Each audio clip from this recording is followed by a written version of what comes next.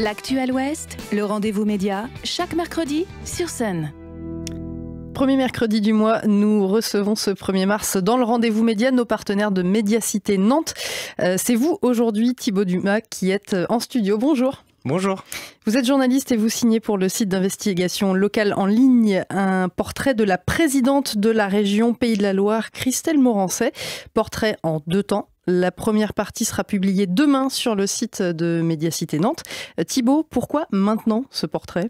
Alors ce portrait que j'ai coécrit avec Julie Reux, on le fait maintenant parce que ça fait un peu plus de 5 ans que Christelle Morancet est à la tête de la région, 2000 jours, et que finalement elle commence à entrer dans les présidents et présidentes les plus, j'ai envie de dire, anciens à la tête de cette institution qui est relativement méconnue. Finalement, la région Pays de la Loire n'a pas l'aura historique d'une région Bretagne.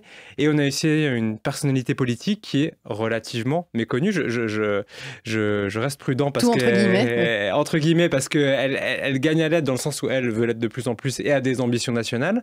En tout cas, son nom a circulé comme potentiel ministre, première ministre même au printemps dernier. Donc c'était autant de raisons de s'intéresser à Christelle Morancet. Quel constat, donc, après ces 5 ans, 2000 jours, vous le dites, après cette accession à la présidence de la région, en quelques mots, sans tout dévoiler bien sûr du papier, mais quel premier constat ? Le premier constat, c'est qu'à l'époque, on l'a rattaché en 2017 à Bruno Retailleau. C'était puisqu'elle a pris sa suite. Ouais.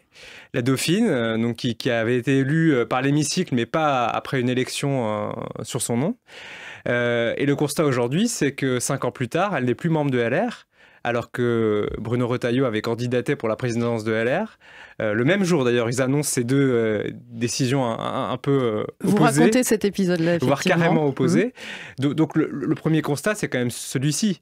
C'est qu'aujourd'hui, elle gouverne en son nom propre, avec ses équipes, puisqu'elle a été réélue, là, pour le coup, sur son nom, qu'elle a constitué un peu son équipe politique, son organigramme, son cabinet, voilà. Ça a bougé à la région, c'est ça qu'on découvre, pour ceux qui n'avaient pas forcément tout suivi. Ça a beaucoup bougé depuis l'élection de Bruno Retailleau en 2015, ça clairement.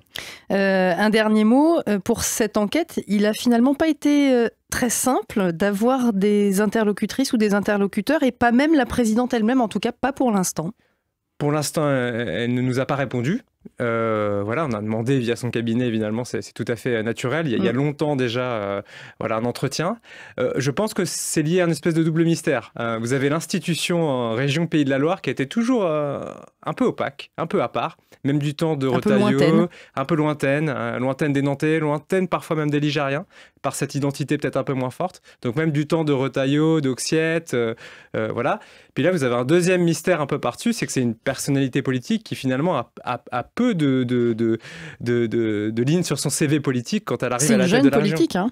Ouais. C'est une jeune politique, elle a quelques années de militantisme et quelques années dans l'opposition au Mans, dans l'opposition municipale. Donc il y a un double mystère qui fait qu'elle est encore relativement inaccessible. Donc bon, on ne désespère pas qu'on aura un jour ces réponses et qu'on pourra en parler avec elle. Voilà. Eh ben, on suivra ça évidemment de près. En attendant la première partie donc, de ce portrait que vous signez, vous l'avez souligné avec Julie Reux, portrait de Christelle Morancet, sera donc à découvrir demain sur le site de Médiacité. Merci Thibaut, à bientôt. Merci. Le rendez-vous média, en podcast et en vidéo sur mysun et le sonunique.com.